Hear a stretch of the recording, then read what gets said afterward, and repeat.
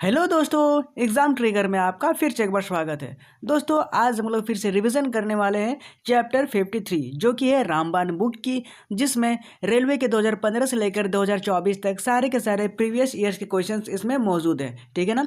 पिछले वीडियो तक हमने चैप्टर 52 तक कंप्लीट कर चुके थे। आज हम लोग चैप्टर 53 करेंगे और चैप्टर 54 दोनों एक साथ करेंगे, जो कि चैप्टर 53 पूंजी बाजार। तो चलिए स्टार्ट करते हैं। उससे पहले अगर आप चैनल पे नए हो तो प्लीज़ चैनल को सब्सक्राइब कर बेल आइकन को प्रेस कर लो, ताकि आने वाली वीडियोस की नोटिफिकेशन आप तक सबसे पहले पहुंचे।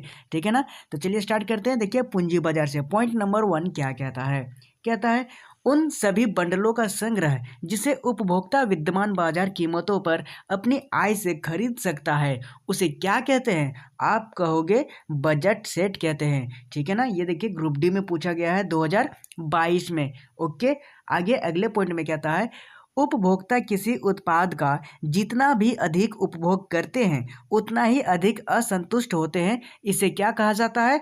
आप कहोगे हास्यमान सीमांत उपयोगिता कहा जाता है। इसका मतलब घटना होता है। ठीक है ना, मैंने घटाओ माइनस करना। ग्रुप डी में पूछा गया है 2022 में। ठीक है ना। आगे बढ़ते हैं अगले पॉइंट पे। आगे ये देखिए उस बाजार को, यानी कि किस बाजार को?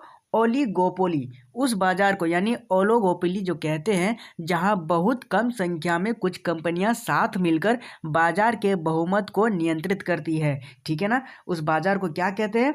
ओलिगोपोली। ठीक है। एनटीपीसी में पूछा गया कब? 2016 में। ठीक है ना, याद रखेंगे। आगे अगले पॉइंट में जानेंगे किसी भी उत्पाद के पैकेज पर अंकित एमआरपी का अर्थ क्या होता है। मतलब कोई भी सामान या फिर वस्तु हम खरीदते हैं, उसमें एमआरपी का मतलब क्या होता है, आप उसका फुल फॉर्म यहाँ पे जानेंगे।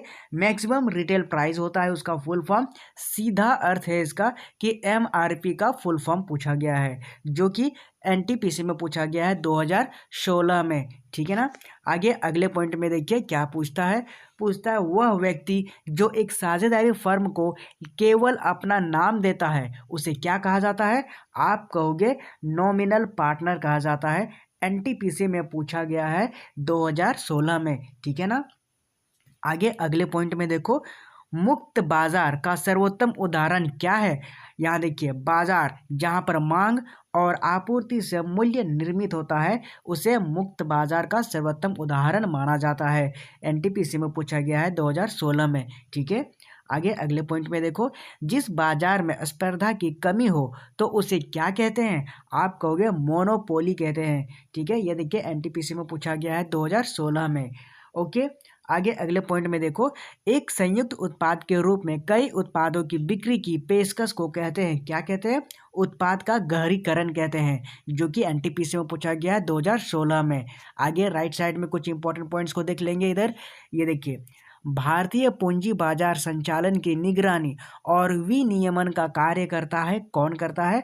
भारतीय प्रतिभूति और विनिमय बोर्ड, जो कि एनटीपीसी में पूछा गया है 2016 में। ठीक है ना। और ये देखिए आगे अगले पॉइंट में है भारतीय प्रतिभूति एवं विनिमय बोर्ड की स्थापना कब हुई थी? आप कहेंगे 30 जनवरी 1992 को हुई थी, जो कि एनटीपीसी और यूपीएसआई में रिपीट कर करके पूछा गया है। ठीक है ना, याद रखेंगे दोस्तों। आगे बढ़ेंगे अगले पॉइंट में। कहता है महंगी या फिर दुर्लभ मुद्रा से तात्पर्य उस धन से है जिसके कारण प्राप्त करना कठिन है। वो क्या है? ब्याज की उच्च दर होती है, जो एनटीपीसी में पूछी गई है 2021 में। ठीक है। आगे अगले पॉइंट को देखो क्या कहता है एशिया का पहला स्टॉक एक्सचेंज कौन सा है? आप कहोगे बॉम्बे स्टॉक एक्सचेंज है। एनटीपीसी में पूछा गया है 2021 में। ठीक है ना। आगे देखिए अगले पॉइंट में क्या पूछता है बॉम्बे स्टॉक एक्सचेंज स्थित कहाँ पे है? आप कहोगे दलाल स्ट्रीट सड़क पर स्थित है, जो कि एनटीपीसी में पूछा गया है 2021 में। ठीक है ना। इंपॉर्टेंट पॉइंट्स है ये सब, याद रखेंगे। आगे अगले पॉइंट को देखो बॉम्बे स्टॉक एक्सचेंज की शीर्ष 30 कंपनियों का एक सूचकांक होता है, और उसे क्या कहते हैं? आप लोग शेयर मार्केट में देखोगे सेंसेक्स कहते हैं, जो एनटीपीसी में पूछा गया 2021 में। ठीक है ना, याद रखेंगे। आगे अगले पॉइंट पे देखो FERA का फुल फॉर्म क्या है, ये पूछा गया है RRB जेई में। देखिए FERA का फुल फॉर्म क्या है, आप कहोगे फॉरेन एक्सचेंज रेगुलेशन एक्ट है इसका फुल फॉर्म, ठीक है ना, याद रखेंगे। आगे अगले पॉइंट में देखो, पूंजी प्राप्ति का हिस्सा नहीं है, तो क्या नहीं है, टैक्स यानी कर। कर जो है वो पूंजी प्राप्ति का हिस्सा नहीं है, NTPC में पूछा गया है 2021 में। आगे अगले पॉइंट में देखो, यह भारतीय स्टॉक एक्सचेंज जो अपना खुद का प्रारंभिक सार्वजनिक प्रस्ताव यानी IPO लाने की योजना बना रहा है, वो कौन सा है, आप कहोगे NSE है, मतलब नेशनल स्टॉक एक्सचेंज, जो कि ALP में पूछा गया है 2018 में, ठीक है ना। इंपॉर्टेंट पॉइंट्स सारे के सारे प्रीवियस में पूछे गए हैं। आगे क्विक एग्जाम रिमाइंडर करेंगे जो एग्जाम्स में पूछे जाने वाले या फिर हमें याद रखने लायक हैं। क्या है, पूंजी बाजार के बारे में जानेंगे। भारतीय प्रतिभूति और विनिमय बोर्ड, जो कि क्या कहते हैं, SEBI यानी सेबी, सेबी कहते हैं उसके।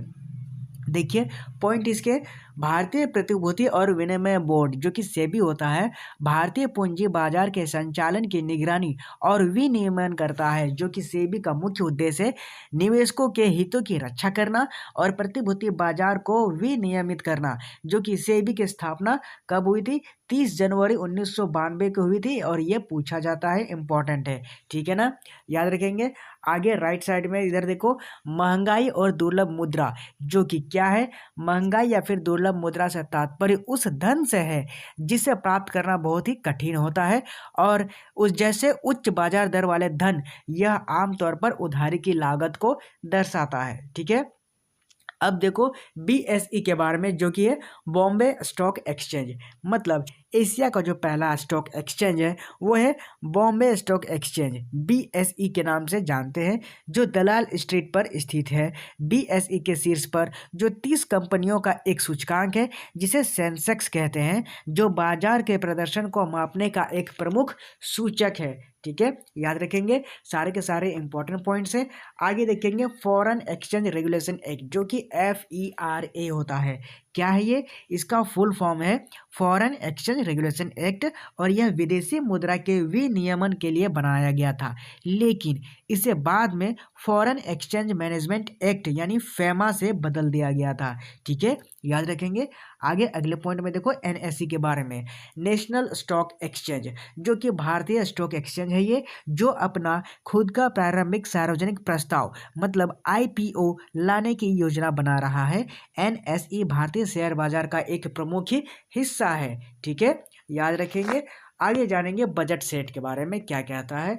बजट सेट उन सभी बंडलों का संग्रह होता है जिन्हें उपभोक्ता अपनी विद्यमान आय से और मौजूदा बाजार कीमतों पर खरीद सकता है। यह उपभोक्ता की बजट सीमा को दर्शाता है और यह निर्धारित करता है कि उपभोक्ता कितनी मात्रा में कौन कौन से उत्पाद खरीद सकता है, ठीक है, याद रखेंगे। आगे बढ़ेंगे अगले पॉइंट में, क्या था, हास्यमान या फिर सीमांत उपयोगिता क्या होता है। उपभोक्ता किसी उत्पाद का जितना अधिक उपभोग करते हैं उनकी संतुष्टि का स्तर उतना ही घटता जाता है।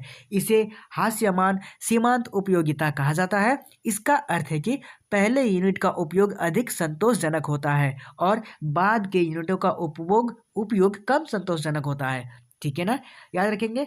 आगे देखिए ओलिगोपोली, इसका मतलब क्या है। ओलिगोपोली जो होता है उस बाजार को कहा जाता है जहां कुछ ही कंपनियां मिलकर बाजार के बहुमत को नियंत्रित करती है। इसमें प्रतिस्पर्धा की कमी होती है और कीमतों एवं उत्पादों की गुणवत्ता पर इन कंपनियों का नियंत्रण होता है, ठीक है, याद रखेंगे। आगे इधर देखो MRP, जो वस्तु के रिटेल प्राइस में लिखा हुआ रहता है।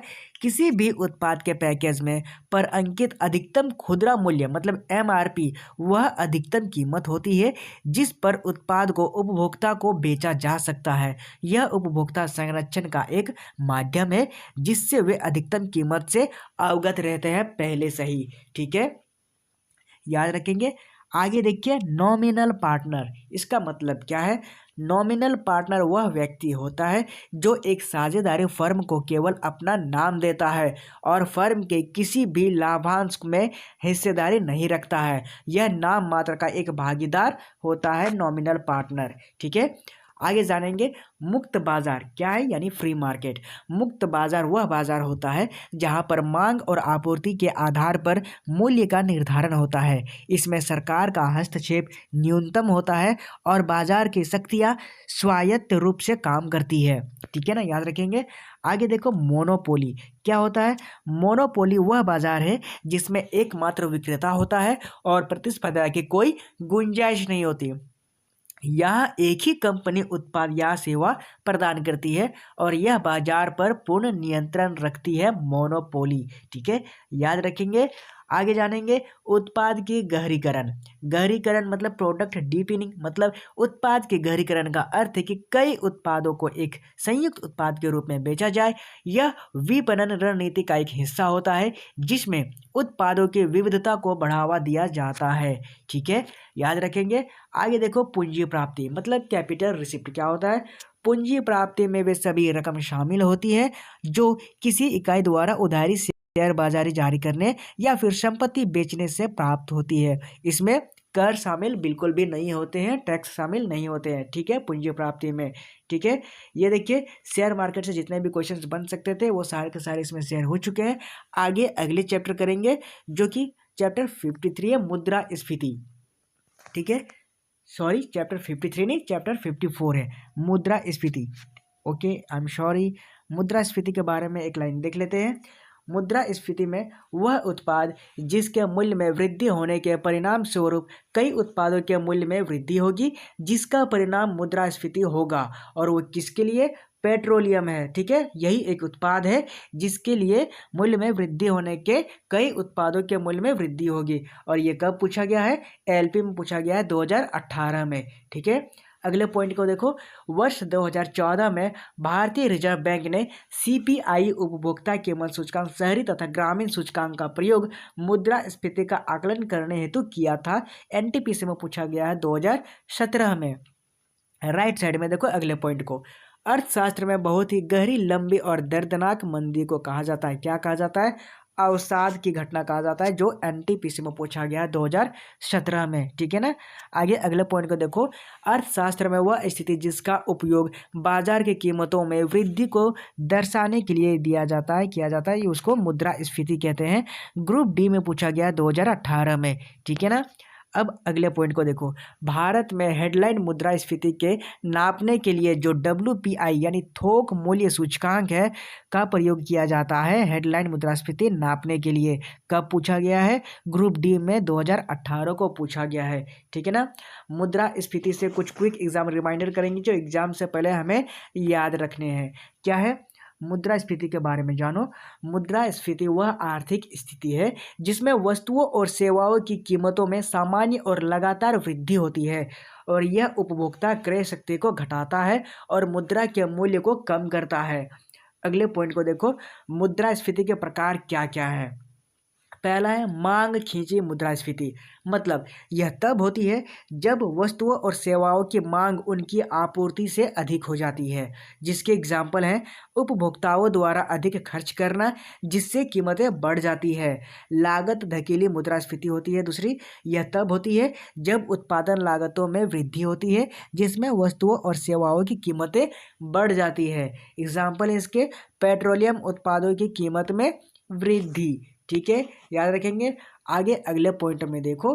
मुद्रास्फीति के मापन के सूचकांक, मतलब उपभोक्ता मूल्य सूचकांक। यह सूचकांक उपभोक्ताओं द्वारा खरीदी जाने वाली वस्तुओं और सेवाओं की कीमतों में परिवर्तन को मापता है। ठीक है। और 2014 में जो भारतीय रिजर्व बैंक ने मुद्रास्फीति का आकलन करने के लिए सीपीआई यानी शहरी और ग्रामीण का उपयोग किया था। ठीक है, याद रखेंगे। अगले पॉइंट को देखो। दूसरे नंबर पे थोक मूल्य सूचकांक क्या होता है? यह सूचकांक थोक बाजार में वस्तुओं की कीमतों में परिवर्तन को मापता है। भारत में हेडलाइन मुद्रास्फीति के मापन के लिए उपयोग किया जाता है किसको? WPI को। ठीक है। अगले पॉइंट में देखो आर्थिक अवसाद, जो क्या होता है? आर्थिक अवसाद एक बहुत ही गहरी, लंबी और दर्दनाक मंदी होती है। यह आर्थिक गतिविधियों में तीव्र गिरावट और बेरोजगारी के उच्च स्तर में पहचानी जाती है। ठीक है, याद रखेंगे। अब जानेंगे मुद्रास्फीति के इफेक्ट्स क्या क्या होते हैं।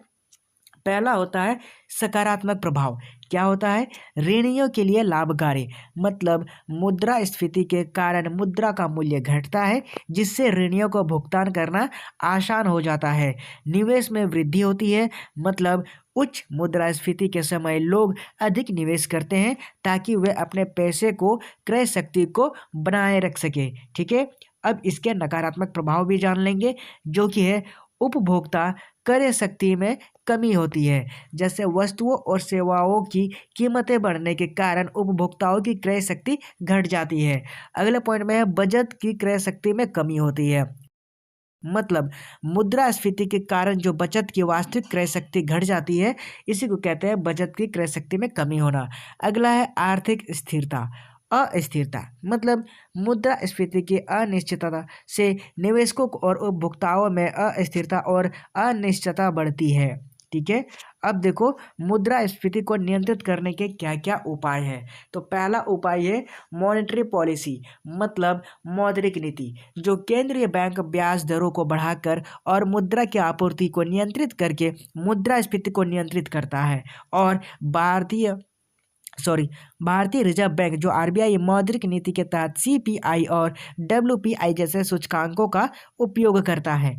दूसरी है फिजिकल पॉलिसी, जो राजकोषीय नीति होती है। सरकार व्यय और कराधान नीतियों के माध्यम से मुद्रास्फीति को नियंत्रित करती है, जो सरकारी व्यय में कटौती और कर वृद्धि से बाजार में धन की आपूर्ति कम होती है, जिससे मुद्रास्फीति नियंत्रित होती है। ठीक है ना, याद रखेंगे। और आखिरी पॉइंट है तीसरे नंबर पे आपूर्ति पक्ष सुधार, मतलब सप्लाई साइड रिफॉर्म्स।